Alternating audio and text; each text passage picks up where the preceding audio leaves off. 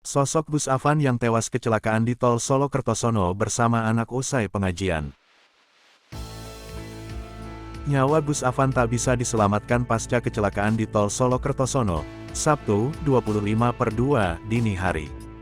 Gus Afan meninggal bersama anaknya, Asmi, dan Anissa Munasifa yang merupakan saudari kandung Gus Afan. Satu korban jiwa lainnya bernama M. Amsal Lukluk yang juga masih kerabat dengan Gus Afan. Anissa sendiri juga kehilangan anaknya dalam kecelakaan tragis ini.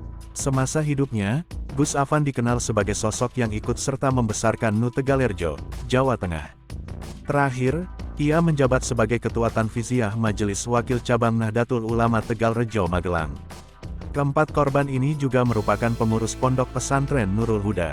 Gus Afan yang memiliki nama lengkap Afan Mufti Hartoni merupakan putra kandung dari Kiai Haji M. Solicun. Solicun dikenal sebagai ulama asal Magelang. Kepergian keempat korban ini menjadi duka mendalam bagi pengurus NU di Tegalrejo. Hal tersebut terlihat dari berbagai postingan di media sosial di mana tertulis ucapan duka dengan menyertakan foto Gus Afan bersama anak dan saudarinya. Wakapolres Karanganyar, Kompol Purbo Ajar Waskito, semua korban meninggal merupakan penumpang dan pengemudi mobil Toyota Innova berplat nomor AA933FK.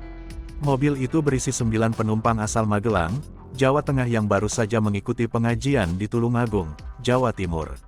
Kasat Lantas Polres Karanganyar, AKP Aliat Alfred menjelaskan, kecelakaan terjadi di Jalan Tol Solo Kertosono, KM 512.800 Jalur B, Desa Karangturi, Kecamatan Gondang Rejo, Kabupaten Karanganyar, Jawa Tengah, pada Sabtu, tanggal 25 Februari tahun 2023, sekitar pukul 3:05 waktu Indonesia Barat. Tabrakan melibatkan Toyota Innova dikemudikan oleh AAR dan truk tronton bernomor polisi E9342AD dikendarai AWR. Kedua kendaraan mulanya berjalan dari arah timur Kabupaten Ngawi menuju ke arah barat kota Solo. Posisi, truk tronton Hino berada di depan kendaraan Toyota Innova. Sesampainya, di TKP diduga pengemudi Toyota Innova kelelahan dan mengantuk, jelasnya. Polisi mengamankan barang bukti Toyota Innova yang ringsek di bagian depan diduga karena hantaman yang cukup kencang.